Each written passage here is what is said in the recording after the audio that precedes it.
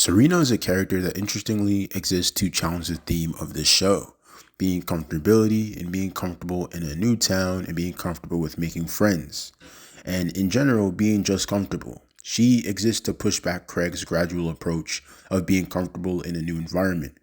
If she encountered Craig in the beginning of the movie, they would have reached a quicker common ground of bringing nothing but destruction to the new town or land they're in.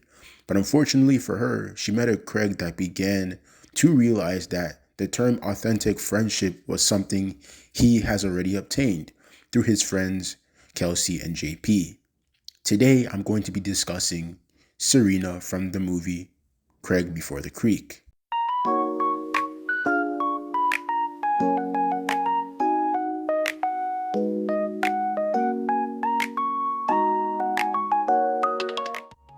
As soon as we meet Serena, there is a dark and almost revolting aura around her that is profusely speaking to the audience that we have yet to comprehend.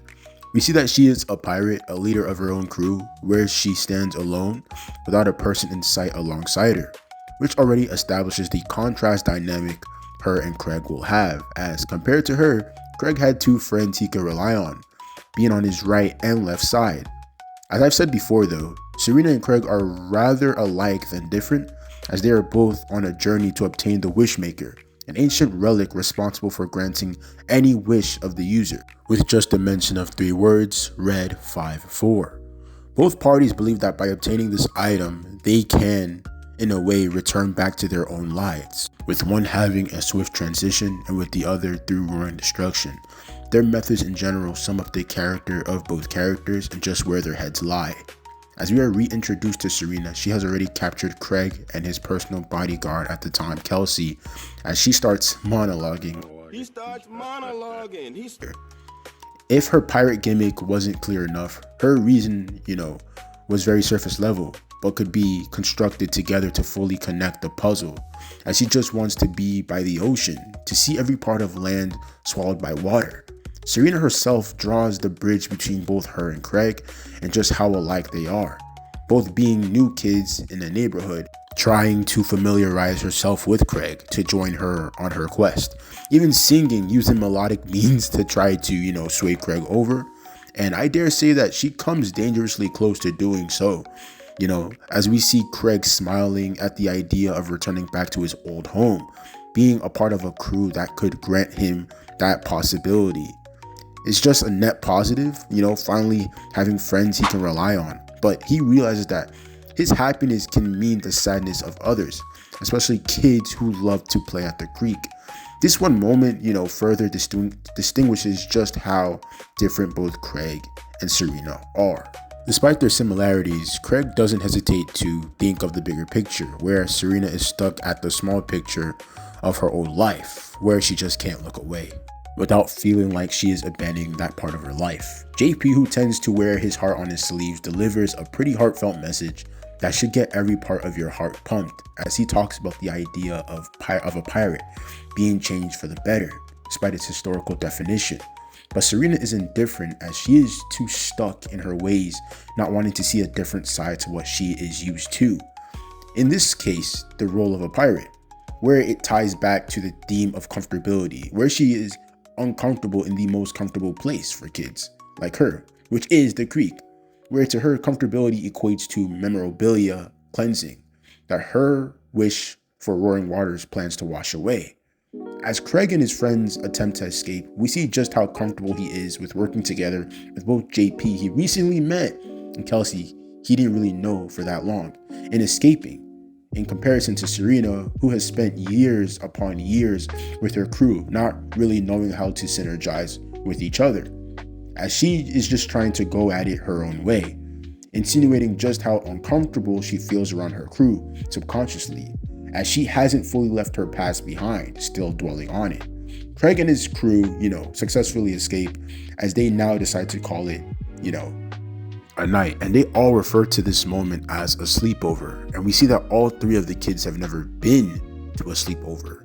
So all 3 of them share their goals and what their intentions of using the Wishmaker are, with Craig still banking on using the Wishmaker to return home, as moments later he proceeds to sneak out, leaving his friends to retrieve the Wishmaker.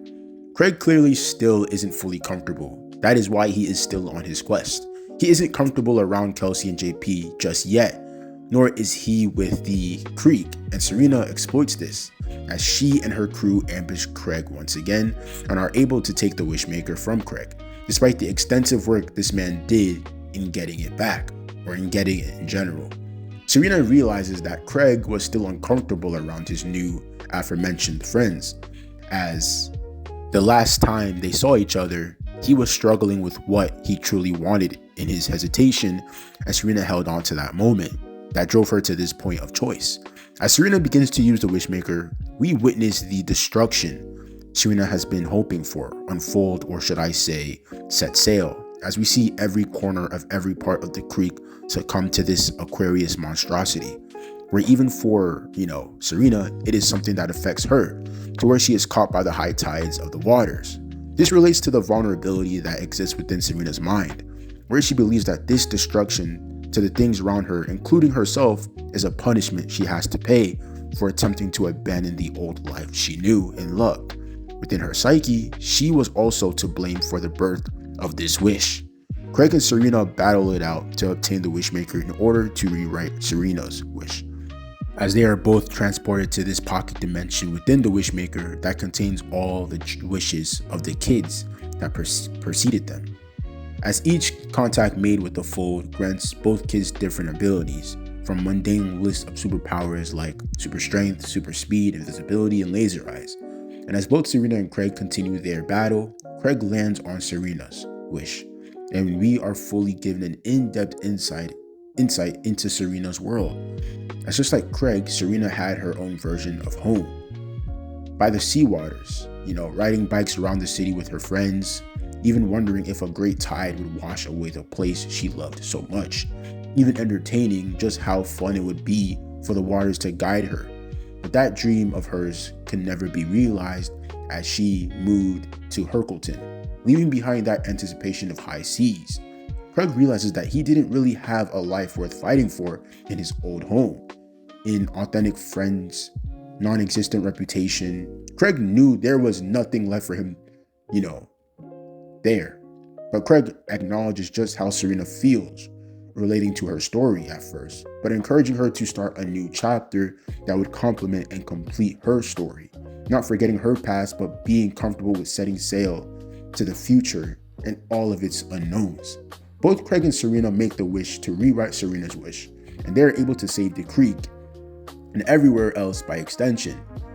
Craig is greeted by his friends, but Serena is left alone to come to terms with the new decision she just made, and if it was the right one.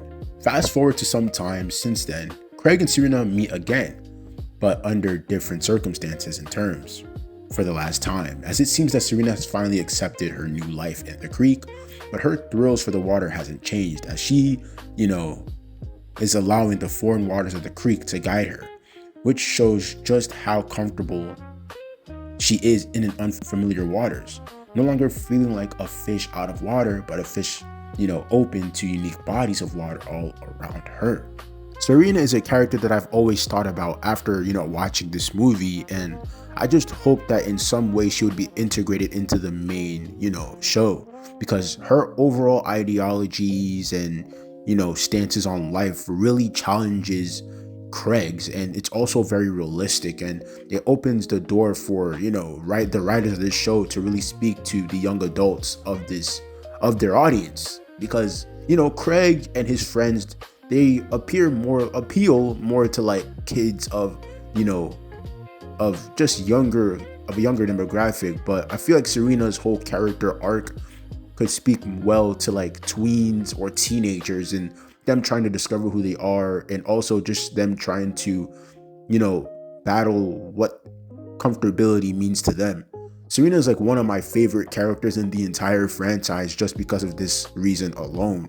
And if you guys watched the Craig of the Creek movie, Craig Before the Creek, I want to know what you guys thought about this movie, and I want you guys to tell me how you guys thought about Serena and her character and who she is, and how you guys feel about her in general. And yeah, man, if you guys enjoyed this video, make sure you guys like, comment, and subscribe to the channel. I have many more videos on the way. Once again, I do apologize for the long hiatus. Just expect a lot more videos to come in the future. And yeah, man, I'll see you guys in the next video. Peace.